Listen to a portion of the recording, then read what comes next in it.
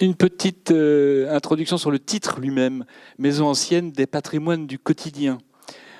Pourquoi on l'a appelé comme ça? Parce que au CAUE, Delphine en a parlé, on travaille sur le cadre de vie en général. Le patrimoine est une des composantes de ce cadre de vie, de sa qualité et de son identité. Quand on travaille, comme moi je travaille sur le patrimoine d'une commune, j'ai pris l'habitude de catégoriser le patrimoine en quatre grandes catégories, qui sont les catégories qui permettent de travailler en identifiant différents enjeux. Je catégorise par exemple le patrimoine exceptionnel. Là, ce sont des bâtiments, châteaux, abbayes, grands monuments classés ou inscrits au titre des monuments historiques protégés. Ces bâtiments-là, en général, sont bien connus, sont l'objet de soins par des architectes des bâtiments de France, des conservateurs du patrimoine, des entreprises qualifiées. Il y a des financements publics, il y a des contrôles. Bon. En dehors des soucis financiers dont parle Stéphane Bern en ce moment, et il a raison, c'est un patrimoine qui est relativement bien pris en compte. Très bien, même, en France. Je dirais un petit peu en dessous, je catégorise les patrimoines remarquables, qui sont là, les bâtiments publics, par exemple, les églises paroissiales, les mairies, les anciennes écoles, etc., sont en général des bâtiments qui appartiennent à des communes ou à des conseils généraux, etc. Bon. Là aussi, il y a des financements publics, là aussi, souvent, il y a des architectes. Donc, il y a une prise en compte relativement bonne aussi de ces patrimoines, sauf exception. Il y a tout en bas de l'échelle, je dirais, c'est pas une valeur hiérarchie, pas une valeur, mais c'est une hiérarchie de valeur, mais c'est une hiérarchie de dimension, de taille, ce qu'on appelle le patrimoine de pays. Donc les moulins, les lavoirs, les fours à pain, les croix de chemin, etc. Petit patrimoine qui en général a perdu complètement son usage, donc on pourrait penser qu'il disparaît. Et finalement non, parce que très souvent il y a soit des communes qui en prennent soin, soit des associations locales ou associations thématiques sur les moulins par exemple. Il y a aussi des groupes d'habitants, un village, des habitants se regroupent pour restaurer le four à pain et puis faire une fête de la pizza en été. Donc c'est un patrimoine qui, bien qu'inutile aujourd'hui, finalement survit. Pas dans son intégralité, mais survit.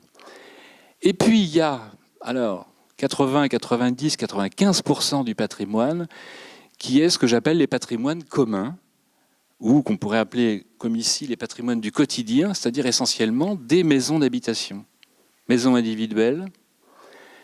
Et là, d'un seul coup, on se rend compte qu'on n'a plus d'architectes, on n'a plus de financement public, on n'a plus de contrôle, on a des entreprises pas toujours performantes parce que simplement parfois c'est des marchands de bardage ou des marchands de fenêtres en PVC qui passent avec leurs camionnettes ou qui vendent de la peinture plastique.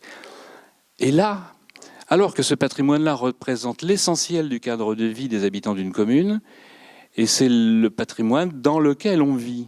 C'est-à-dire qu'effectivement, à part s'il y a ici des châtelains, en règle générale, on vit dans des maisons anciennes ou récentes, mais c'est ce patrimoine-là qu'on vit le plus au quotidien. Et celui-là est en train de, non pas disparaître, mais de subir les assauts d'une banalisation généralisée ou d'un mauvais entretien généralisé. Et c'est finalement le patrimoine peut-être le plus en danger et paradoxalement le plus méconnu.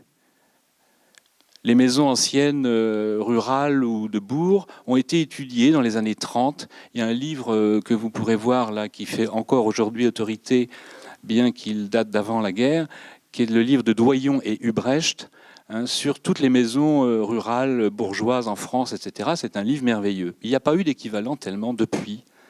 Dans les années 70, on a étudié le patrimoine qu'on appelait alors vernaculaire, c'est-à-dire le patrimoine populaire, des maisons, etc. On a créé des parcs naturels régionaux, on a commencé à créer des secteurs sauvegardés ou des zones protégées qui ont permis de protéger une partie de ce patrimoine.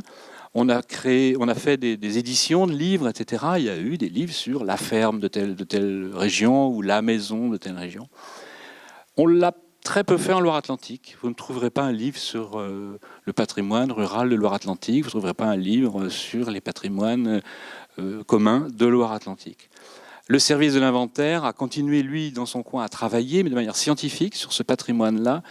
Mais vous voyez, c'est un patrimoine qui est mal connu, mal entretenu, mal financé. Et en plus, c'est le patrimoine qui change d'usage, parce que l'usage d'une maison au XVIIIe siècle n'est pas le même que celui d'une maison au XIXe siècle, et encore moins celui d'une maison aujourd'hui. Donc quand on rachète une maison ancienne, très souvent, on a besoin de changer les espaces, changer les ouvertures, faire rentrer peut-être une voiture dans la maison, etc., changer les modes de chauffage. Donc finalement, c'est un patrimoine en mutation permanente. Voilà, d'où l'idée de commencer ce cycle sur la maison ancienne en essayant de dresser, alors c'est pas un séminaire, hein, on pourrait y passer 15 jours, mais en essayant de faire en un peu plus d'une heure une espèce de tableau général de toutes les maisons anciennes de Loire-Atlantique, et vous allez voir que c'est un département très riche, très complexe, avec des patrimoines extrêmement variés. Alors, j'ai sous-titré une approche géographique et typologique des formes de l'habitat ancien. Parce que c'est une manière de rentrer dans ce patrimoine-là. J'aurais pu dire une étude à partir des usages, ou une étude à partir des matériaux de construction, ou une étude par commune. Enfin, il y a plein de manières d'entrer dans ce patrimoine-là. Là, je suis rentré par la géographie. Alors, en 3-4 images, la géographie de la Loire-Atlantique, vous la connaissez, les espaces essentiellement ruraux et naturels du département, et les espaces urbanisés. Une autre manière de montrer la variété, c'est les paysages de Loire-Atlantique. Ça, c'est une image extraite de la petite expo qui accompagne la photographie satellite qui est derrière vous, qui représente le département de Loire-Atlantique. Là, on voit qu'on a des paysages très différents entre le vignoble, le bocage, les marais, etc. D'où des architectures très différentes. Une autre manière de découper le département, c'est de le découper de manière à la fois culturelle et politique. C'est des identités locales qui existent parfois, parfois non, mais qui sont ressenties en tout cas. Et puis une autre manière, là c'est un petit schéma que j'ai fait maladroitement, mais pour donner un ordre d'idée, là où la géographie rencontre l'histoire, enfin la géographie par la géologie rencontre l'histoire et la culture, comment les matériaux sont promenés dans l'histoire dans un département. Vous voyez que le tuffeau et l'ardoise sont arrivés d'Anjou par la Loire et ont suivi les rivières. Ça a remonté l'Erdre, ça a descendu la Chenot et puis ça a été jusqu'à Saint-Nazaire. C'est pour ça que vous trouvez beaucoup de tuffeaux tout le long des rivières. La tuile, globalement, elle est plutôt venue du sud, des Mauges, de Vendée, même s'il y avait de la fabrication de tuiles à Valette ou un peu partout. Le schiste autour de Nozay, ce qu'on appelle la pierre bleue en Loire-Atlantique, qui est un schiste, qui n'est pas l'ardoise, mais qui est un autre schiste, qui a essaimé dans tout le nord du département. Et puis le granit, le sillon de Bretagne, qui vient de Bretagne, comme son nom l'indique, qui traverse le Morbihan, qui traverse une partie du département, qui arrive au niveau de Chantenay. Là, on voit les gros blocs de granit au-dessus de la Loire, c'est le sillon de Bretagne en granit, et puis qui continue au sud. À Clisson, on a du granit aussi. Donc cet aspect géologique et cet aspect historique-culturel ont modifié les formes de l'architecture, ont modifié les modes constructifs, donc les formes de l'architecture. Alors qu'est-ce que c'est que des typologies de maisons ? C'est une manière de classer les maisons comme dans un jeu des 7 familles. Sauf que vous allez voir que c'est une famille nombreuse avec beaucoup d'enfants, beaucoup de parents, beaucoup d'oncles et tantes et de grands-parents. Donc on prend en compte, quand on dit typologie, les architectes disent à quelle typologie appartient ce bâtiment. On prend en compte plusieurs aspects. Premièrement, les usages. Évidemment, les usages d'une ferme vont donner des bâtiments spécifiques à l'architecture agricole, rurale. Une maison de villégiature, ce n'est pas la même chose qu'une propriété viticole, enfin, ça, on le comprend bien. Les implantations, comment se regroupent les bâtiments ? Est-ce qu'on a affaire à un village-rue ? Est-ce qu'on a affaire à une ferme regroupée autour d'une cour ? Tous les types d'implantation des bâtiments influent sur les formes architecturales, un commun de village avec les maisons autour, etc. Donc participent à la définition des typologies. Les modes constructifs, alors là c'est simple, si je vous parle de maison à pans de bois ou de chaumière, vous comprenez bien que la façon de construire influe sur la forme des bâtiments et donne des familles de bâtiments. Et puis enfin les époques et les styles. Alors ça, c'est plus mouvant. C'est un peu comme ça, en général, quand on regarde des maisons, on regarde la façade et on dit c'est une maison de telle époque, de tel style.